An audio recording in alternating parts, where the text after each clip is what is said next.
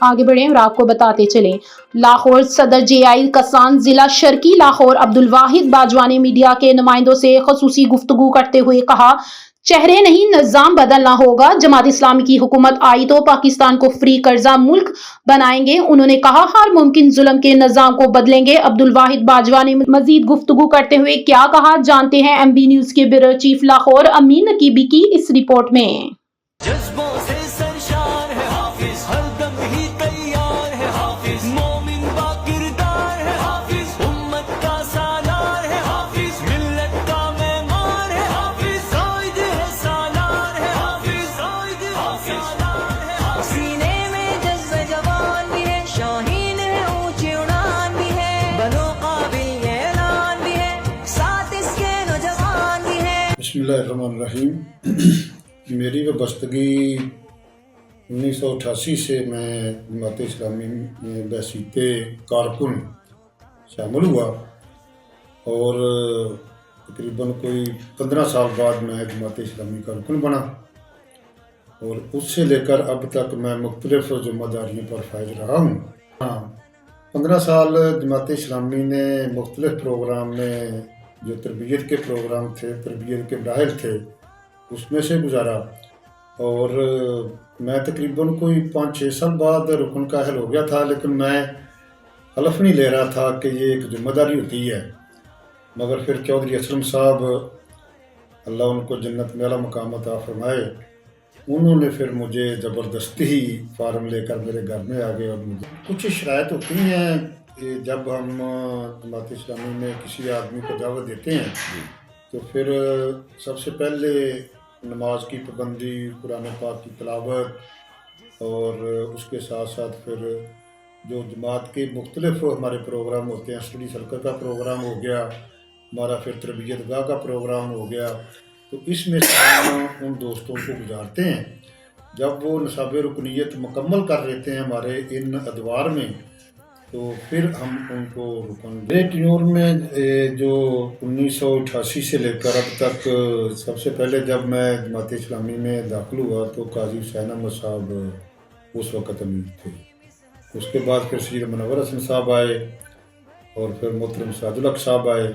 और अब हाफिज मीमुर रहमान साहब हैं। काजी साहब हमारे यहाँ तशरीफ़ लाए। हमारा जो गाँव है गिंडी विशाल सिंह, वहाँ पर तशरीफ़ लाए। तो काजी साहब का तो आप सबको मशहूर है, आप भी सब जानते हैं कि जो काजी साहब का नारा था, जालिमों काजी आ रहा है, वो अभी तक लोगों को देहातों में, हमारा ये जो हल्का है इसमें काजी साहब ने, मोहतरम ने इलेक्शन भी लड़ा था जी, तो इसलिए हमारे इस हल्के में तो काजी साहब बहुत पॉपुलर रहे हैं जी। और यहाँ पर एक वाक़या जो बसीन वाला वाक़या था, उसकी वजह से भी लोग जो हैं वो काजी साहब को फेस टू फेस जानते हैं। तो उनका जो खरे आदमी थे, उनका जो ये नारा के जालिमों काजी आ रहा है, ये बहुत पॉपुलर हुआ पूरे मुल्क में। काफ़ी हद तक काजी साहब ने, मोहतरम अल्लाह पाक उनकी कब्र को करोड़ों रहमत नाज़िल फरमाए, तो उन्होंने जमात को काफ़ी हद तक अवामी जमात भी बनाने में अहम किरदार अदा किया। सैयद मुनव्वर हसन साहब बहुत दोक टोक बात करने वाले थे और सैयद मुनव्वर हसन साहब भी हमारे यहाँ तशरीफ़ लाए। हमने उनका,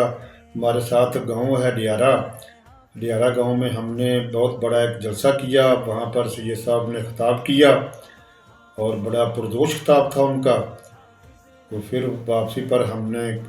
सैयद साहब के आज़ाद में ज़ियाफ़त का एहतमाम किया, तो उनके साथ बैठकर जो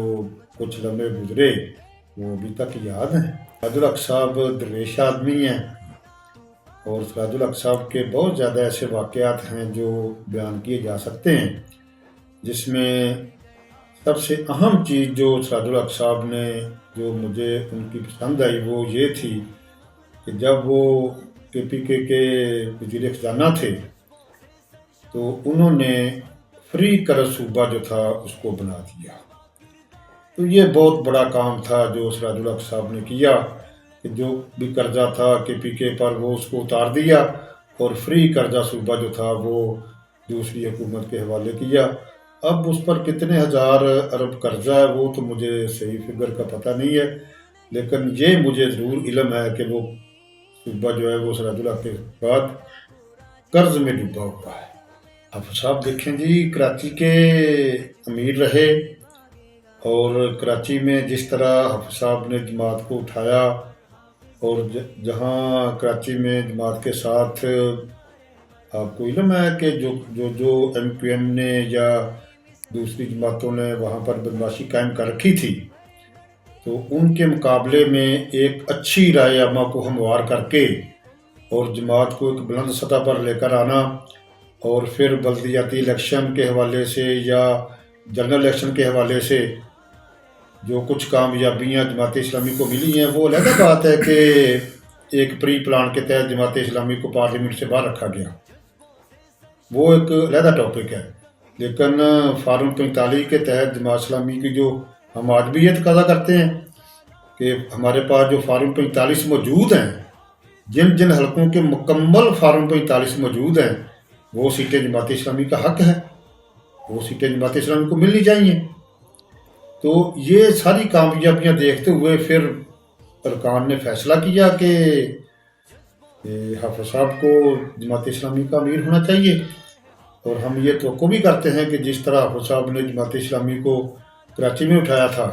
اسی طرح انشاءاللہ العزیز آنے والے وقتوں میں پورے پاکستان میں بھی اسی طرح اٹھائیں گے۔ گئے بغیر چکر لگاتے رہے ہوں گے ہمارے پاکستان میں۔ مجمع اس سے پہلے بھی آپ نے ہماری ریلیاں دیکھی، ہمارے جلسے دیکھے، تو یہ جماعت اسلامی کی تربیت ہے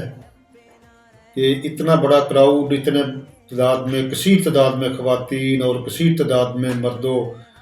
بچے، بوڑھے، نوجوان اس اجتماع میں شریک ہوئے، تو کوئی ایسی بد انتظامی جو وہ کہہ سکتا ہے وہ وہاں پر نظر نہیں آئی۔ تو یہ نعرہ جو دیا ہے پوری قوم کو دیا، یہ صرف جماعت اسلامی کا نعرہ نہیں ہے، یہ پوری قوم کا نعرہ ہے کہ اس نظام کو بدل دیا جائے، چہرے نہیں نظام بدلنا چاہیے۔ تو یہ تو قوم کو احسان مند ہونا چاہیے جماعت اسلامی کا کہ جس نے آئین میں پہلی شک جو ہے کہ حاکمیت اللہ رب العالمین کی، بادشاہی اللہ رب العالمین کی، تو جب بادشاہی اللہ رب العالمین کی ہے اور پاکستان کا آئین جو ہے وہ قرآن و سنت کے تابع ہے، تو پھر اس میں قرآن و سنت کے مخالف قوانین کو منظور کرنا اور استثناء اور وغیرہ وغیرہ کی شکیں ڈالنا، تو یہ تو قرآن و سنت کے خلاف ہے۔ تو جب آپ اس قسم کا نظام رائج کریں گے، اس قسم کے الیکشن آپ اس ملک میں منتخب کریں گے ایسے لوگوں کو کہ جن کو بغیر ووٹ کے آپ اسمبلی میں لے کر گئے ہیں، تو پھر آپ کے سامنے ہے ملک کی حالت، اور جو حال ہی میں IMF کی رپورٹ آئی ہے۔ تو میں پاکستانی قوم سے یہ گزارش کرتا ہوں کہ جس طرح محترم سراج الحق صاحب نے KPK کا قرضہ اتار کر فری قرضہ صوبہ دیا ہے،